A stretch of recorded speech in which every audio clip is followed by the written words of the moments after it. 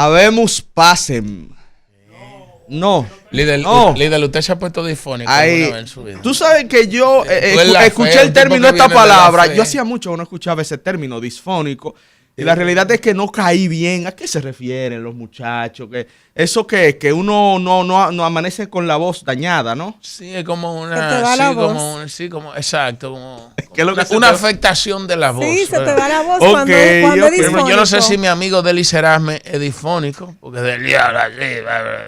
Bueno, quizás eso sea alguna afectación. Aníbal, tú que tienes esa voz locutoril, potente. ¿Tú has amanecido disfónico alguna vez?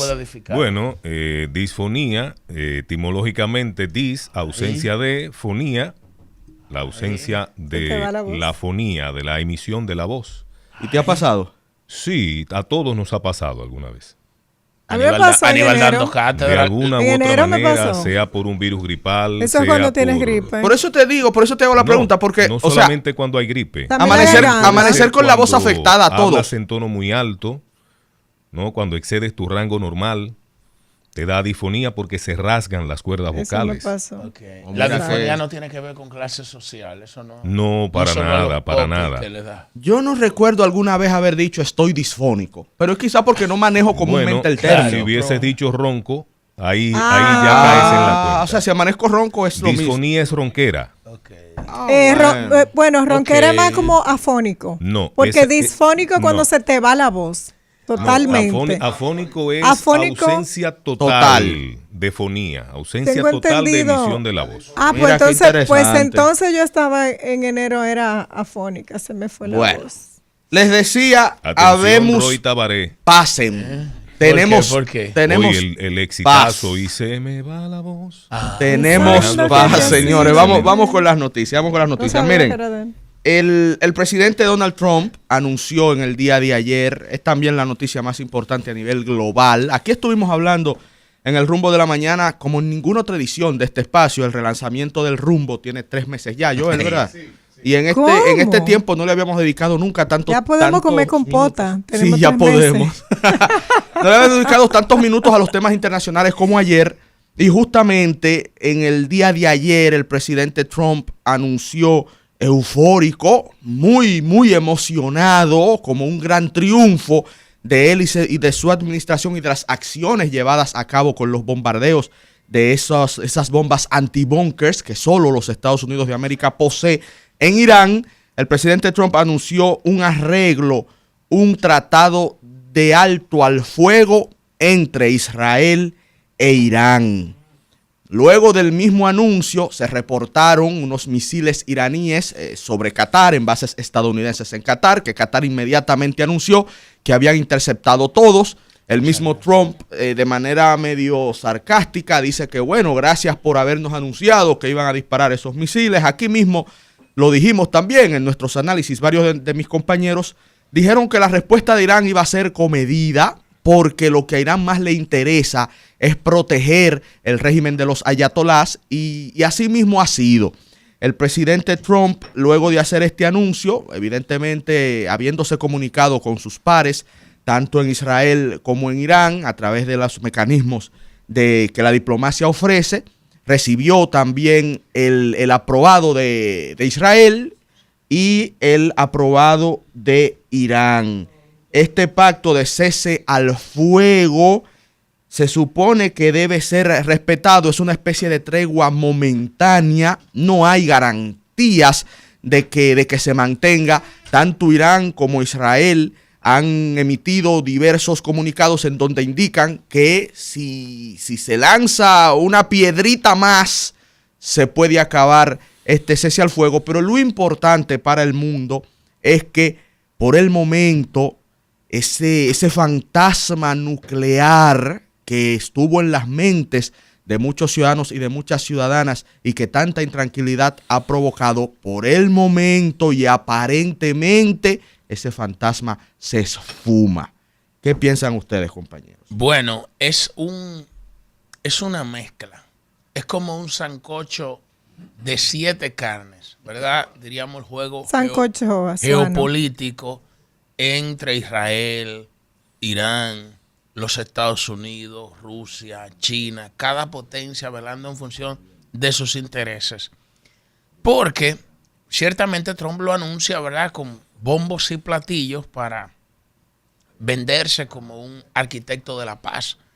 Pero ayer mismo ya Israel comenzó a acusar a Irán de violar el acuerdo de paz después que se había anunciado por el presidente Donald Trump. Ya tú sabes. Porque el objetivo es mantener una escalada de tensiones para Israel justificar su ofensiva militar que está implementando en Oriente Medio.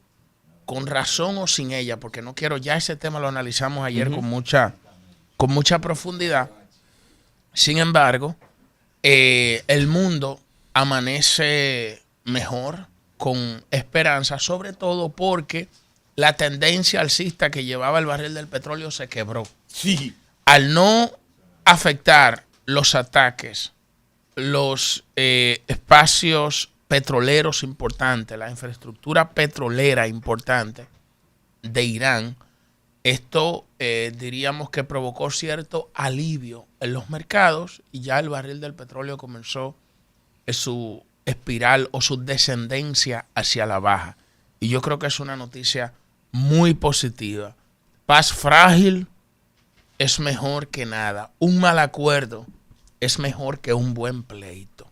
Y esperamos que esto pueda mantenerse, ¿verdad?, para que estos países busquen otras alternativas al conflicto a la hora de resolver sus problemas. Bueno, ayer vimos a un presidente Donald Trump bastante agresivo en el discurso.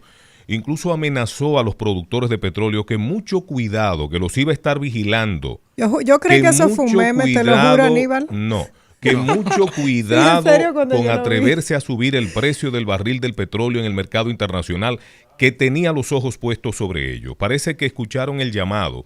Ayer yo pude ver en la tarde a J.D. Vance, el vicepresidente de Estados Unidos, en la cadena CBS, si mal no recuerdo, en una entrevista, dando declaraciones y diciendo claramente que la voluntad del gobierno de Trump es que haya paz en la región, que ellos iban a estar atentos a la respuesta, que ellos entendían que lo que el presidente Donald Trump le había dejado claro al mundo con su posición y con estos ataques preventivos, entre comillas, que había desplegado contra Irán, era una advertencia firme y clara de que ellos quieren la paz, pero que si Irán se atreve a partir de ahora y de las palabras del presidente Trump a tener algún tipo de represalia, incluso Donald Trump se burló de Irán, además de darle las gracias por avisarle, le dijo que su ataque, que su incursión fue débil, sí, que fue pírrica, que fue anémica, para ponerlo en un término un tanto coloquial, porque la verdad es que ese es Donald Trump.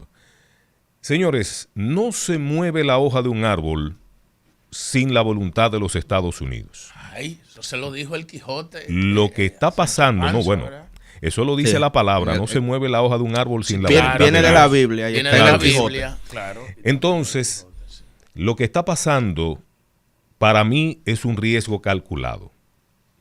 Recordar la resolución propuesta por China, por Rusia y por Pakistán en el Consejo de Seguridad de Naciones Unidas. Hubo una reunión el día de ayer entre Vladimir Putin, Lavrov, el canciller ruso, y el canciller del régimen iraní de los ayatolás, hablando precisamente del tema y diciendo Vladimir Putin que fue una medida totalmente injustificada el ataque por Estados Unidos. El anuncio del cese al fuego, que lo anuncian de manera conjunta hasta donde se dio a entender precisamente por este cese al fuego, se dio durante la entrevista del vicepresidente J.D. Vance con la cadena CBS en la tarde de ayer.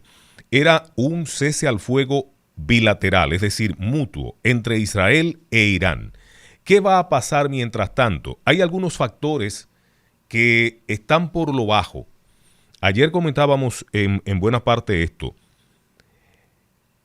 Ehud Barak, el anterior primer ministro israelí, a quien Netanyahu sucedió. Ustedes saben que Netanyahu tiene un expediente por violación de los derechos humanos bastante extenso. Él no está en la cárcel por esta situación. Él está buscando reelegirse en el puesto nuevamente y creo que está contando con la complicidad del régimen de Donald Trump para mantenerse en el cargo, porque si deja la primera magistratura de Israel, este señor enfrentaría serios problemas. Y eso que estamos hablando del ala más conservadora de la política israelí, la que está en el poder. Hay un ala mucho más radical que este señor Netanyahu en la política de Israel. Entonces, eso nos puede dar una idea de en manos de quién estaríamos en este momento.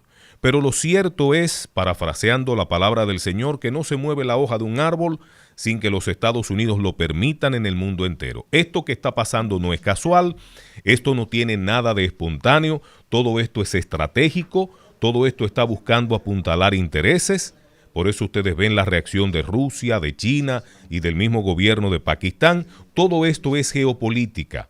Cómo se van reposicionando los intereses en función de estas escaladas que hemos estado viendo. Ojalá que la paz se mantenga, que la paz sea duradera, porque es lo que le conviene al mundo. Ahora, vamos a ver qué va a pasar con todo este revuelo de intereses que se ha desatado a propósito de todas estas manifestaciones bélicas.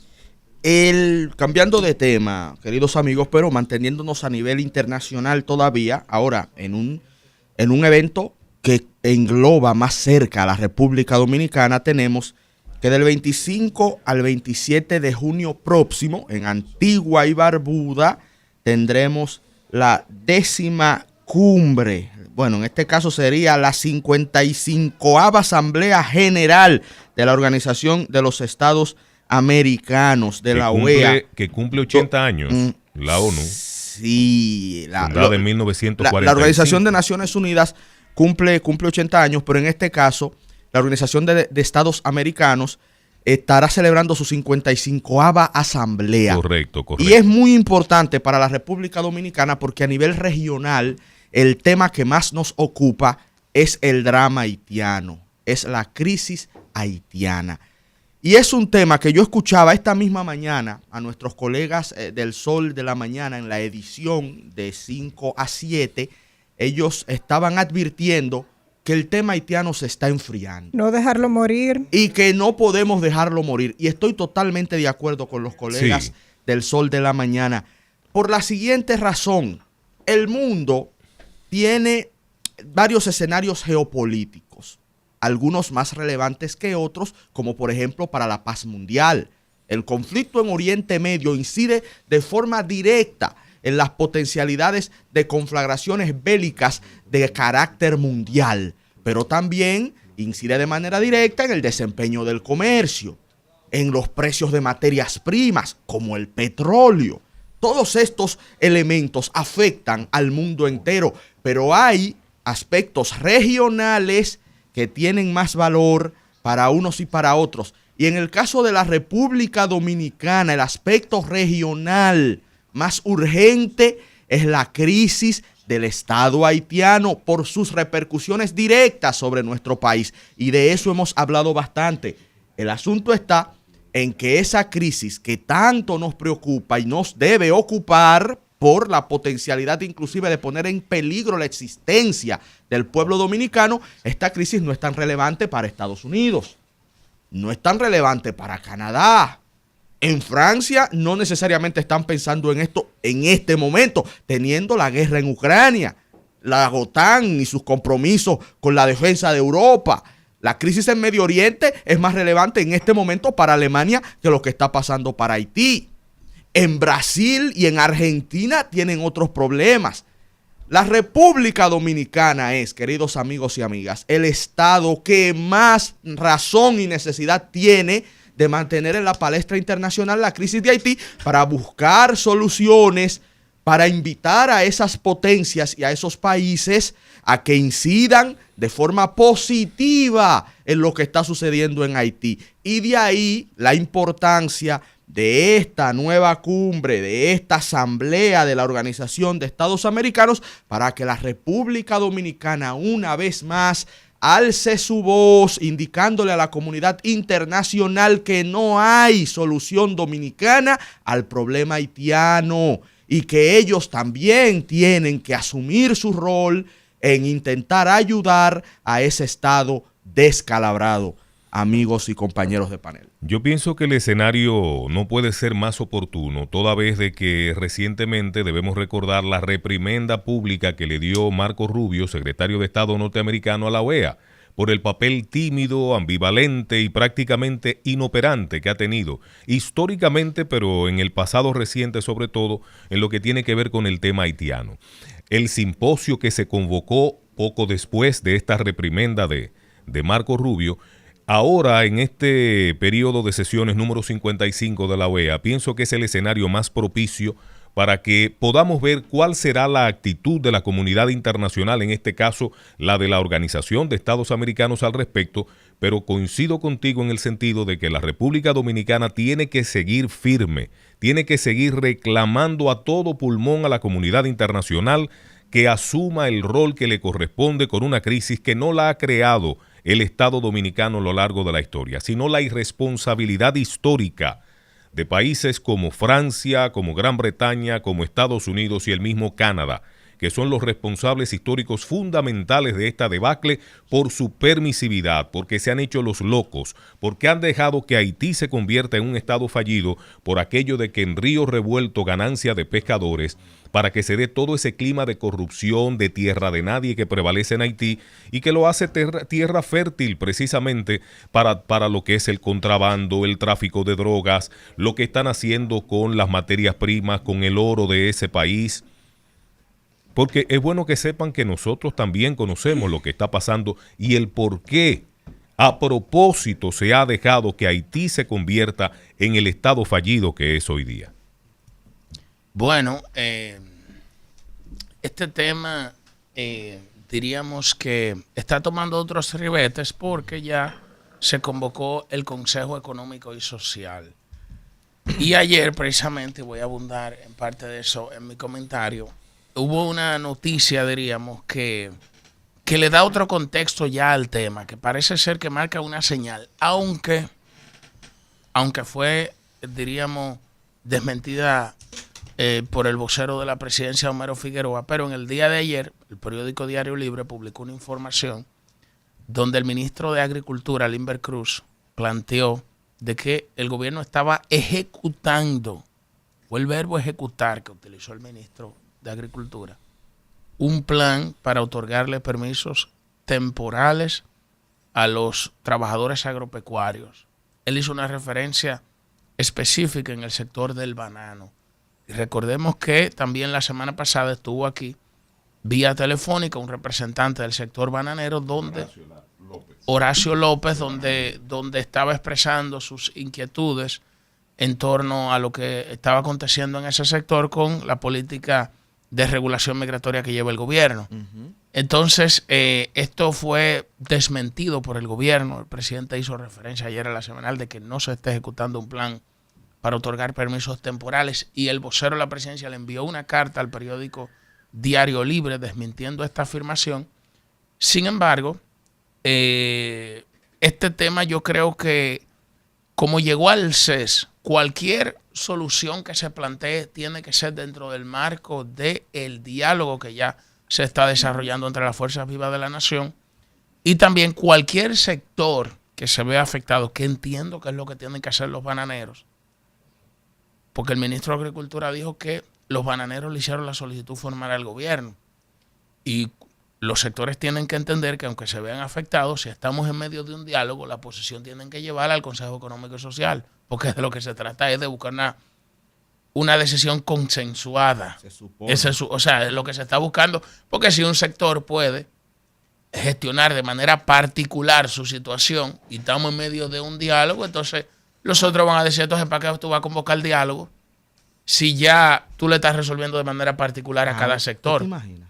Entonces, esa situación diríamos que pone en una situación compleja esta convocatoria del diálogo, pero fue desmentido, reitero, por el gobierno. Ojo, en el fondo, lo que dijo el ministro de Agricultura, nosotros tenemos que analizarlo, porque se supone que si hay sectores de la economía que se están viendo afectados por la ausencia de mano de obra y que dependen de esa mano de obra, alguna solución hay que buscarle. porque tampoco yo no soy, yo iba a decir descabellado, pero es muy evidente, ¿verdad? Sí, eres descabellado. No iba a decir, ¿verdad?, que es descabellado, ¿verdad? Pero el punto es que hay que buscarle una solución, porque si lo somos, porque hay por ahí. Pero hay que buscarle una solución, ¿eh? O sea, yo no soy irracional de pensar de que no, hay que buscar una solución y saquemos a todo el mundo y cerremos la frontera y que este país no necesita la mano de obra. No. El país necesita la mano de obra, lo que necesita es regularla. Y yo creo que ahí podemos, pero tiene que ser a través del CES que se tome alguna decisión. Lo que pasa, hermano, buenos días a todos, es que cuando se habla de regular, empiezan los gritos y se desgarran las vestiduras y los sectores nacionales empiezan a decir que eso no es posible. Parecería que se prefiere la ilegalidad y la irregularidad.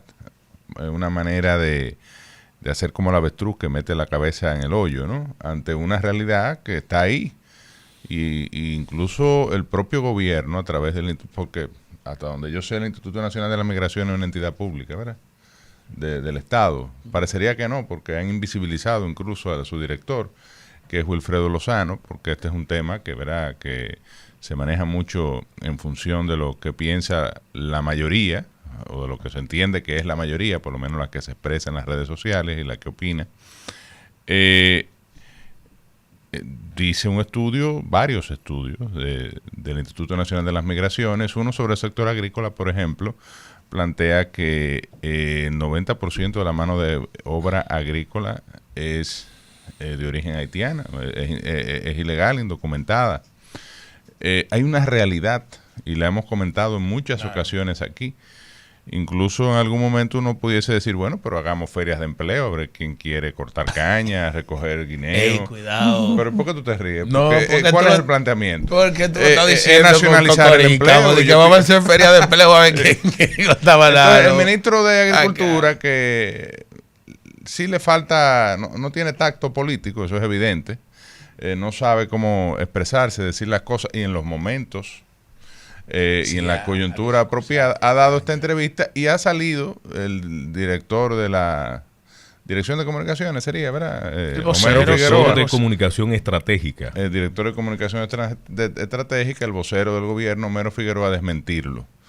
Sin embargo, el presidente ayer en la semanal se le hizo una pregunta. Sí, el periodista Juan Reyes, Reyes le hizo la pregunta. Le hizo la pregunta y el presidente dijo que, bueno, que eso es un tema que todavía no se está implementando, pero que ciertamente hay que abordarlo. Es una solicitud que han hecho todos los sectores. Incluso le dijo a los sectores que acudieran a la Dirección General de Migración, porque hay que decir algo, aunque hay un diálogo en el Consejo Económico y Social, de hecho ayer se dio apertura formal a este proceso de diálogo y se dejaron instaladas las mesas. Una de las mesas que se dejaron instaladas es la mesa de mercado laboral, por algo será. Correcto, porque es que se ha establecido desde el principio que así sea. Lo que pasa es que hay unos ruidos inoportunos. Que yo no he terminado. Caramba, pensé que era una conversación, pero está bien, no hay si problema. tú supieras que yo no tengo problema con que tú me interrumpas, lo que pasa es que como tú me lo haces, señores, paz. No, dale. Paz en la tormenta. La paz no está difónica. Cuidado sin cuidado. No, lo que quería decir efectivamente que esto está en el diálogo. Ahora, el país, Aníbal, está construido hace tiempo ya. La Ley General de Migración es del año 2004. Tiene un reglamento que es de 11 años, se aprobó 11 años después, por el tema, ¿verdad?, político, por lo sensible que es este tema. Y el Código Laboral es del año 1992, que establece el porcentaje 80-20, pero establece 80-20. excepciones cuando no se puede cumplir por alguna razón, en este caso porque no hay mano de obra disponible de origen nacional, excepciones a esa regla del 80-20. Y la Ley General de Migración establece que el Consejo Nacional de Migración, que dicho sea de paso no se reúne desde el año 2021, establece si hay una necesidad y una solicitud de una rama de la producción nacional. Hay que decir que no solo ha sido Adobanano. Acoprovi pidió 80,000 trabajadores. Dijo que necesitaba 80,000 trabajadores. 80,000 Acoprovi. ¿Cuánto pidió Adobanano? 15,000. Vamos por 95,000. ¿Cuántos ¿Pero faltan? Pero no, súmale la caña. ¿Cuánto sería la caña? En el caso, creo que son como 20,000. Ahora, José, vamos a ver cuánto le aporta cada uno de ellos al PIB. Vamos a ver por sector cuánto le aporta al PIB, por ejemplo. Sería interesante. El sector agrícola aporta poco, realmente. Es nada más un 5 punto algo por ciento del PIB. Podríamos prescindir de eso, ¿verdad? No. Pero parecería que sí. El sector de la construcción un poquito más. Igual, con turismo el que más aporta, 15 punto algo. Yo creo que también eso no es necesario. Estamos hablando con el 20% del PIB más o menos, entre esos dos sectores solamente. Entonces, esas son las realidades. Que una cosa es el discurso, eso me lo enseñaron hace muchísimos años. Una cosa es el serio. Oye, la realidad es que tenemos una dependencia, o es mentira. Yo le pregunto a la gente, ¿es mentira? Qué bueno que hay que nacionalizar el trabajo, la mecanización. Bueno, eso es un proceso que toma tiempo, porque estamos hablando de cambiar un mercado laboral que por algo se ha dado de esa manera. Es decir, muchos entienden que el dominicano no quiere pegar blow, son trabajos muy duros, no quiere trabajar en el sol, en el campo. Ha mejorado su situación económica porque estamos en vía de desarrollo. La República Dominicana ha ido creciendo en los últimos años de manera constante. El dominicano tiene otras alternativas que no es picar cañas, recoger café, recoger tomate, cebolla. Gracias a Dios, porque eso significa que hemos avanzado. Es que es una señal de desarrollo. Claro. ¿Por qué en los países desarrollados estos oficios lo hacen los inmigrantes? Bueno, porque el ciudadano de esos países no tiene otras alternativas y no quiere dedicarse a esas labores de mano de obra intensiva y de esfuerzo físico intensivo. Entonces, esas son realidades que yo creo que en el CES se van a discutir, pero que mientras tanto existen y hay sectores que dependen de eso, desde hace años, no de ahora. Yo veía el otro día que alguien decía que Ecuador es uno de los principales exportadores de banano y que no contrata haitianos. No, Ecuador no contrata haitianos, pero tiene venezolanos y tiene colombianos ahí. Y muchos indios. Que los contratan y muchos indios. Entonces, como que ese tema es tan sensible que la gente lo toma a la ligera, pero eso está mal, desinformando tanto. Fíjate que la semana pasada tuvo la Junta también que salir a desmentir, porque habían dado por hecho ya que se habían dado 15,000 permisos. Eso da vergüenza, señor. A una gente que se respete debe darle vergüenza que la Junta tenga que salir, un órgano oficial tenga que salir a desmentirte. Óyeme, yo me entierro viva ahí mismo. Ustedes que yo leí la información en el día de ayer y me llamó mucho la atención, la leí en Diario Libre, se la mostré a Rafael Paz. Y el verbo ejecutar que utilizó. No, pero un asunto como que era algo hecho y yo ven acá, pero sí. ¿y cómo uno se entera así? Algo tan importante. ¿Cómo es posible que uno se entera de esta manera? Pero y nadie está hablando de eso. Óyeme, y justamente, eso a la ligera. claro, preferimos no tratar la información y qué bueno que así lo hicimos porque no estaba confirmada. Fíjate que luego el mismo gobierno desmiente al ministro de Agricultura. Y son de esas cositas, amigos y amigas, que no deben pasar en la administración pública. Sobre todo con temas tan sensibles y tan importantes como el de la migración. Estos deslices, estos errores no deben suceder. Si es que son errores. Acuérdate que es el ministro que ha dicho que la mayoría de la mano de obra que él utiliza en su finca de plátano, lo agarran y lo toman para temas políticos. Él después dijo que lo sacaron de contexto. No, es lo que parece que es que lo de él no es hablar, es lo que debe mantenerse. Pero cuando tú te vas al contenido de lo que cuando tú te vas al contenido de lo que dice igual que su papá, el ministro Limber Cruz, o sea, es racional que cada sector le exija al gobierno, que cada sector le exige al gobierno, por ejemplo, la cantidad de mano de obra que requiere haitiana. Y él dijo también que son personas que ya tradicionalmente, o sea, han trabajado en el área, diríamos, en el sector económico en el que se están desempeñando. Ahora, el punto es que una noticia como esa tiene que salir o de la Dirección General de Migración o tiene que salir del Ministerio de Policía, o del Ministerio o del Consejo Económico y Social, porque se ha convocado un diálogo. Ahí es que está el tema. Bueno, señores, seguiremos discutiendo estos temas tan interesantes, pero a continuación tenemos otro palo del rumbo de la mañana, señores. Sí, nosotros estamos de palo en palo. Justo. De hit en hit estamos nosotros. Tenemos al ministro tenemos al ministro de Medio Ambiente acá. Interesantísimo. Paino Enríquez. Dentro de unos segunditos estaremos conversando. Porque ya es un tema que ella maneja mucho. Bueno, Virginia, que mande su pregunta, cualquier cosa, o puede llamar. Eso es así. Virginia Antares, ministro, es la panelista que más trata los temas medioambientales. Pero Dios es que sabe. Por alguna razón. No, pero dentro de un rango ideológico, cuidado, pero dentro de un rango ideológico, porque todos tratamos los temas ambientales. Todos tratamos los temas ambientales, pero cada quien le da sus matices. ¿Tú entiendes? Cada quien le da sus matices. Cada quien le da sus matices, porque la que ha dedicado 5 comentarios a un solo tema es ella. Sí, pero dentro de un espectro ideológico. Dentro de un espectro ideológico, pero no quiero hacer referencia. Claro. Después de la pausa volvemos con Barry. Perdón. Claro, porque es otra